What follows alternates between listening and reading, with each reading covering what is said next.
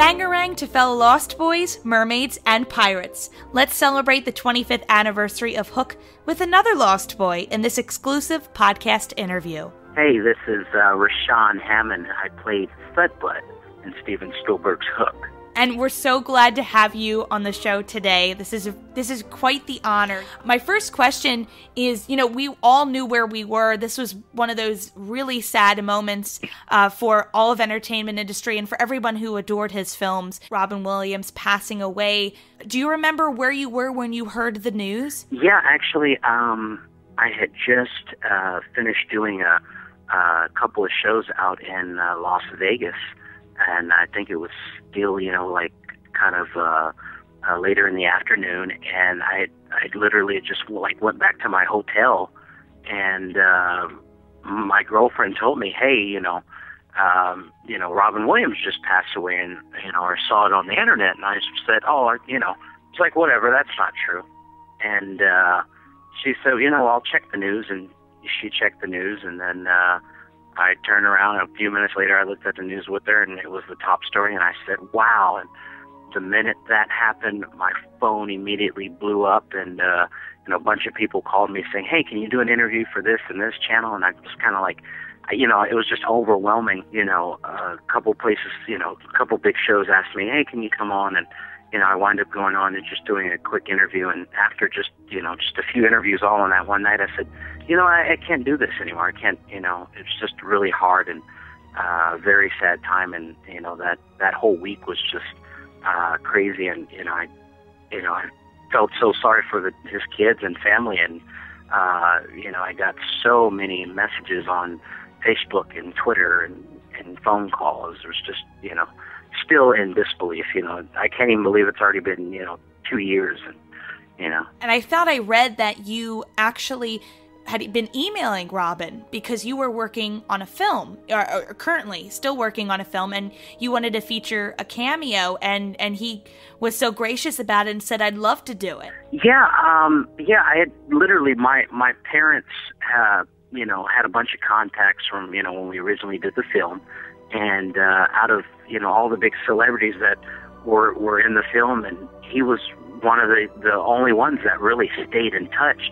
And, every time I had a birthday or Christmas, he always sent me all these funny cards and whatnot. And as time went by, I started developing an idea for like a sequel to Hook, and I wanted to make a fan film where, we just release a full-length feature film that's completely free for fans to download or watch online. And I started sending out a bunch of emails and writing letters to Robin.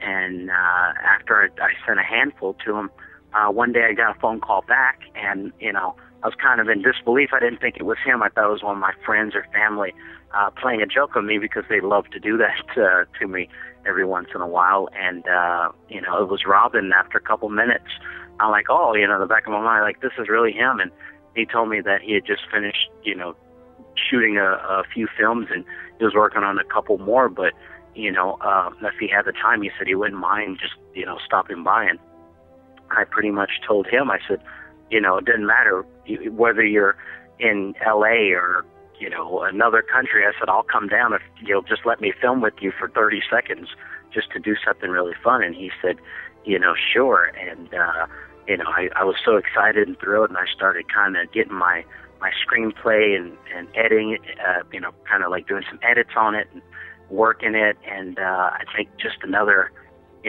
4 or 5 months went by, and I was trying to get the budget together. And, I went down to Las Vegas to do some shows, and then that's when, that horrible, day, that tragedy, of his passing. And, it'll always be in the back of my mind, and I think about Robin all the time. And recently, just doing our 25th anniversary get-together and photo shoot with all of the Lost Boys just a couple days ago brought back so many memories, and it was just kind of amazing to be with the whole gang again and kind of get everybody's take on it. And it's kind of surreal to find out that we all kind of felt the same, and it's just kind of cool to just have that kind of that spirit around us. So Right now I'm trying to work hard on still getting this film done and dedicate it to Robin's memory and just making it fun and just having a blast with it and working with some of the old gang again, would be amazing. At the time when it came out, I think there was a lot of hype and a lot of buzz, and I feel like a lot of people were not so kind to it. The critics were not very kind. But, years go by and this film keeps popping up. And is there any particular reason you feel that this specific Peter Pan film, out of almost all of them, is one of the most revered? I think honestly because all of the other films, I'm not putting any of the other films down, we really had fun doing the movie. I think as a set of, we lived as the Lost Boys. Our trailer said Lost Boys. We were like the Lost Boy gang of the movie set.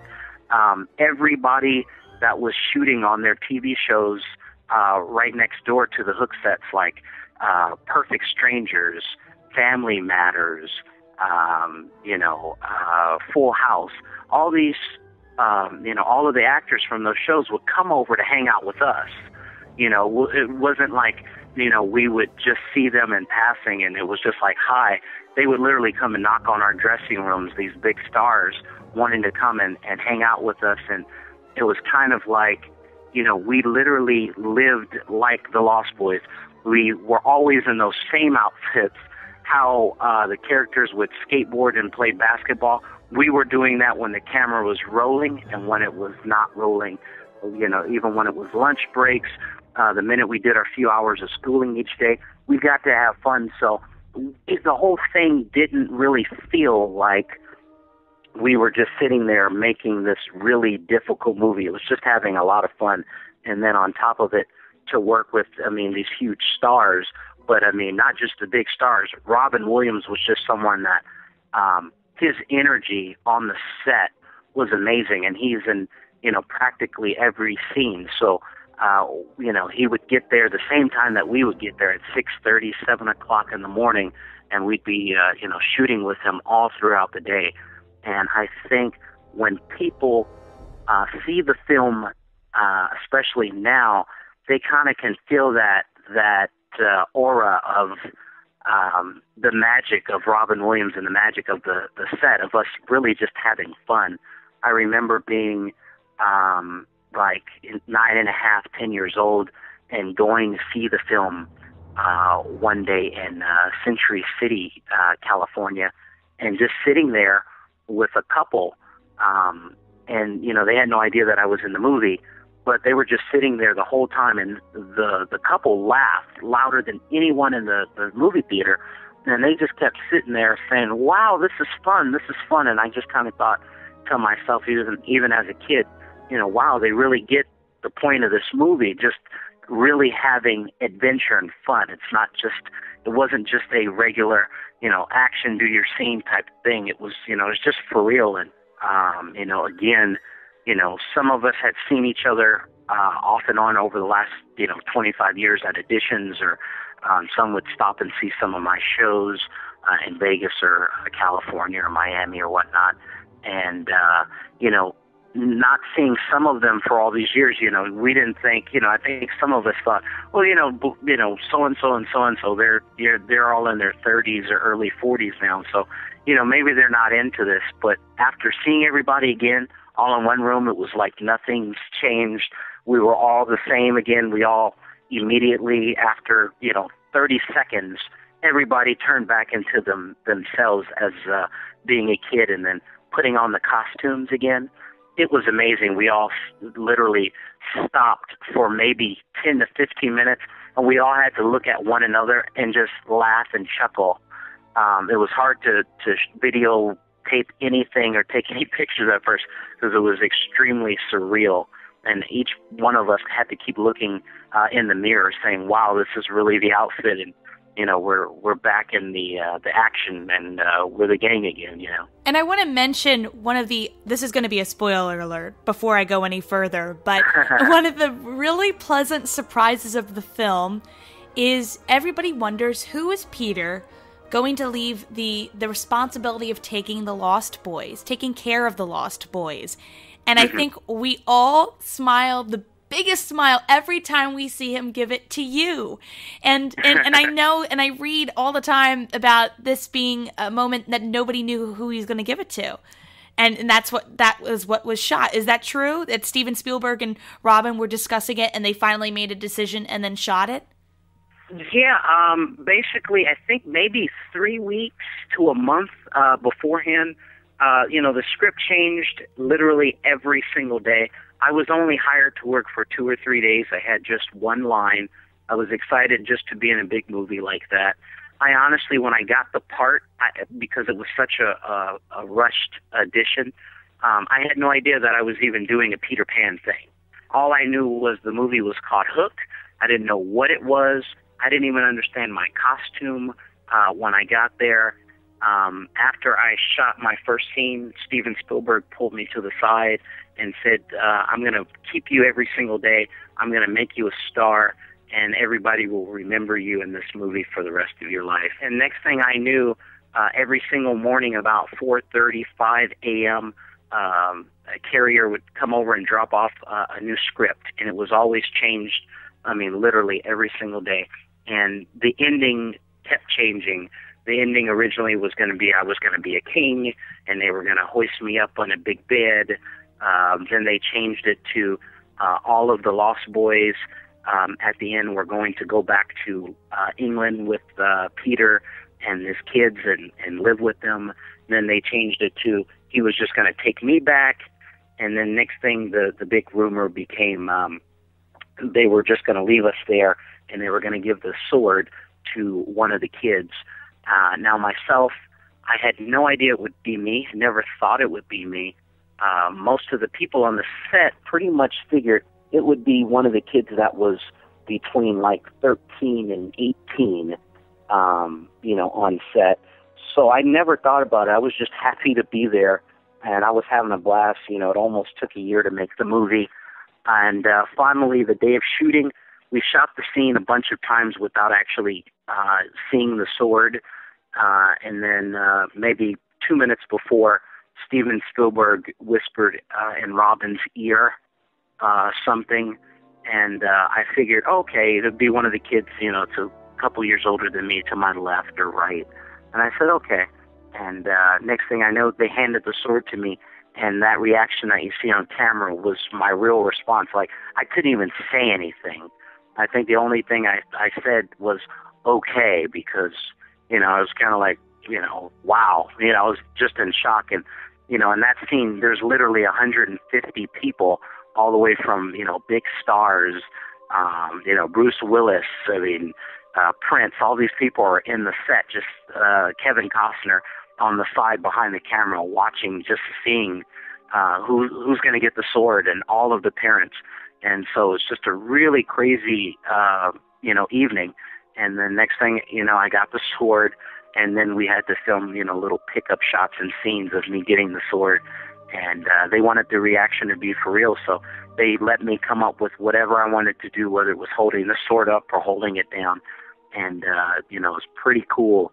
But, to this day, I'm always still in disbelief that I actually, got the sword, because I said, what made him give me the sword? That's pretty amazing. And you mentioned that you are working alongside very, very big names, Robin Williams, Dustin Hoffman, Julia Roberts. What was your experience working with each individual actor? Would they keep that character going? You know what? With me, not really. I think, everybody may have had their own relationship, their own different type of relationship with each person.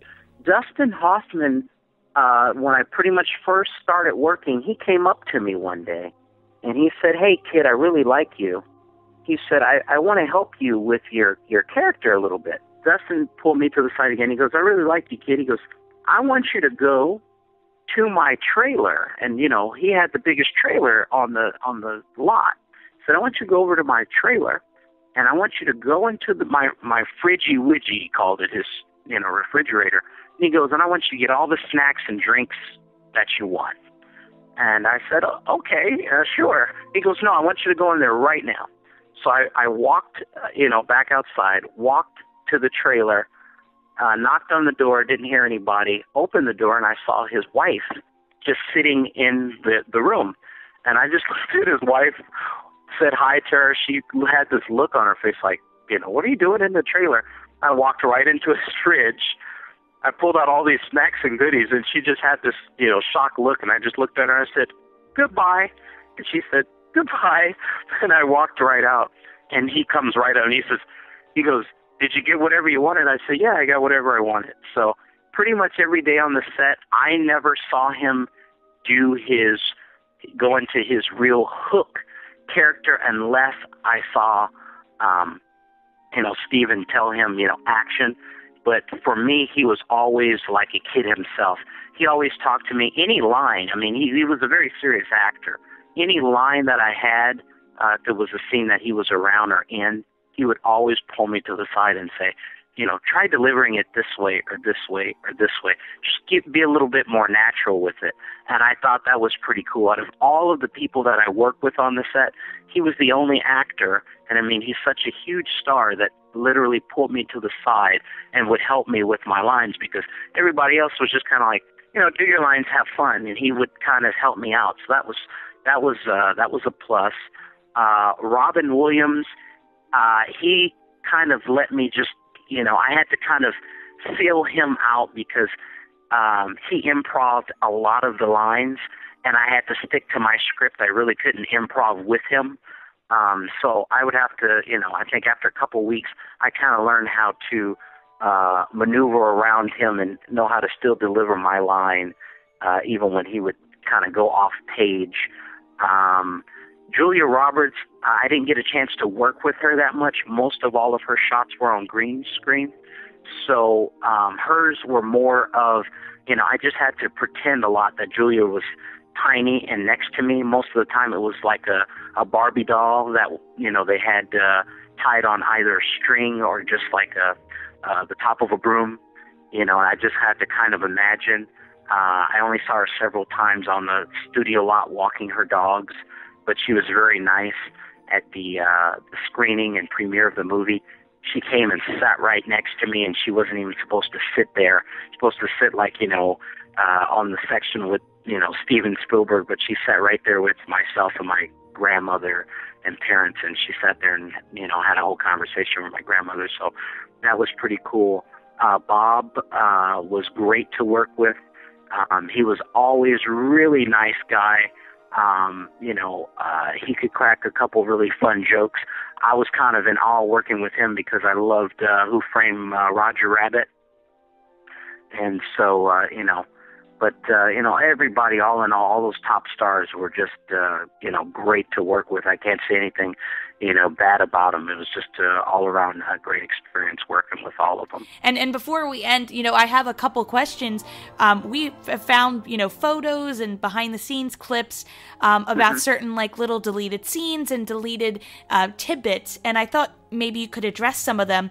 One of them is a beaver. Can you expand on why this character was kind of deleted from the film? Yeah, well, originally there was the scene, the big food fight scene. It was the scene, I guess it was only supposed to take a couple of days to film. And it winded up being, that little scene that you see for about a minute and a half. It winded up being this type, it was crazy. It was like a scene that we filmed for 2 or 3 days. And then we filmed the rest of the movie, and then we went back and we filmed for 3 or 4 more days on that. And then we went back and we would film more and more and more scenes for that food fight. And one particular day I got to the set, and I noticed a beaver just on my table. And I just was like, well, what is this, a giant rat, And they told me, they said, no, this is going to be your secret weapon in the movie. He's like your best friend. He's your buddy. And I said, oh, okay. And I said, well, can I pet him? They said, no, if you put your hand close to him, he will, bite your hand. And I said, what am I supposed to do? They said, well, just, relax. The beaver will be okay. We have an animal trainer.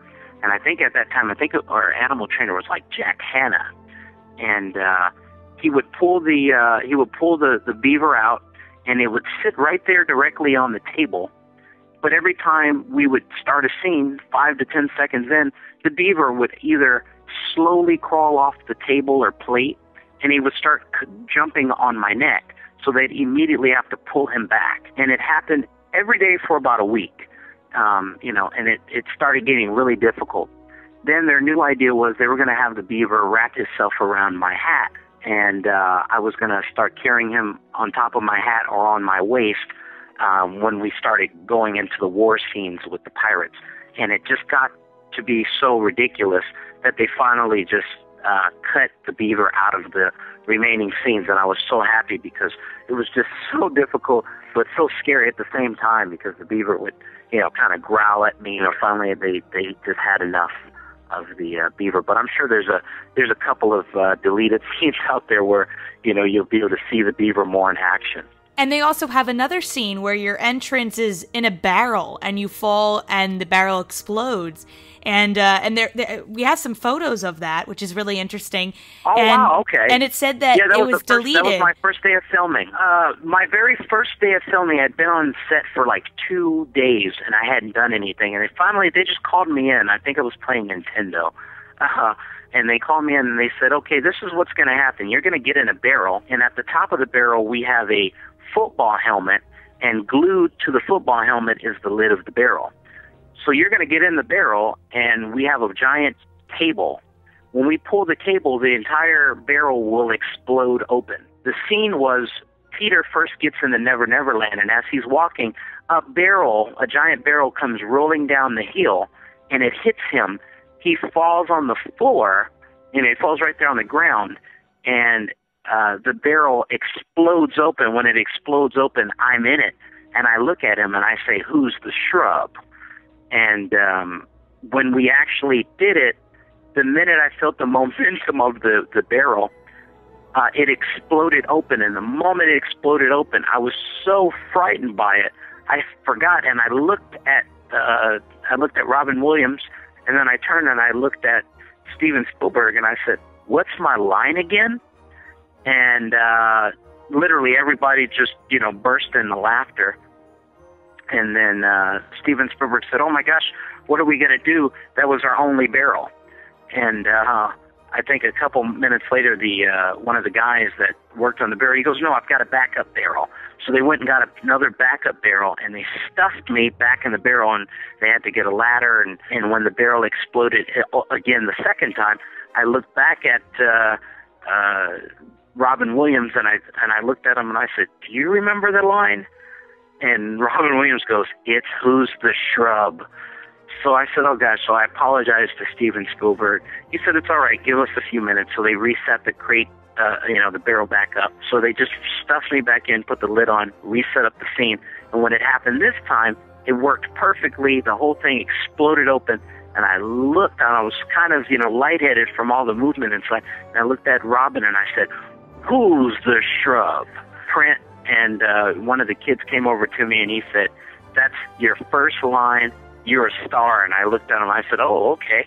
And we went to lunch, and I thought it was great and fun, but unfortunately, they never put that. They never kept it in the scene, so I don't know. Exactly what happened, or maybe it just didn't look right to them, but that third take came out perfect from what I remember. But, I've always wanted to see the extended version. I had a friend that was married to one of the gentlemen that worked directly with Steven Spielberg as an editor, and they got to see the original cut of Hook. The version that's out right now is like 2 hours and 20 minutes, but the original cut was like 3.5 hours. And it's got many more scenes that were completely, edited out. There was a fabulous scene where we have the table, after the food fight, the table turns into a gigantic bed. And Robin Williams says, "Okay, I'm going to sleep." And I tell him, I say, "Could you please tell us a bedtime story?"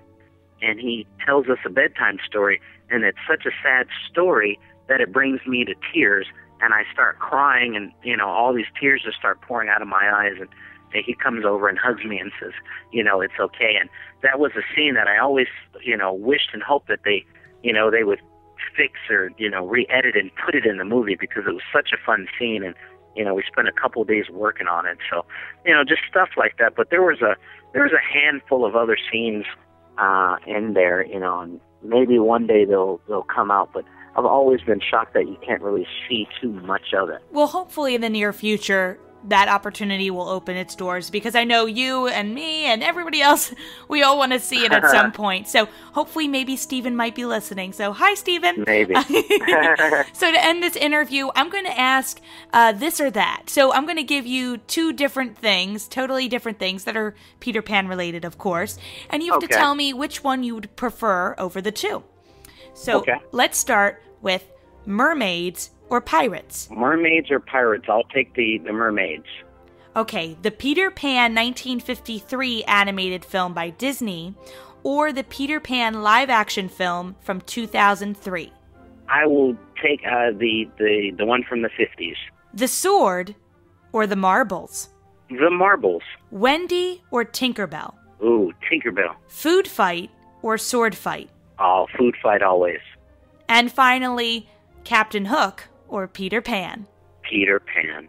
I cannot thank you enough for joining us for this interview. I wish you the best of luck, and hopefully we'll have you back on our YouTube channel to talk more. Oh, great. Thank you so much.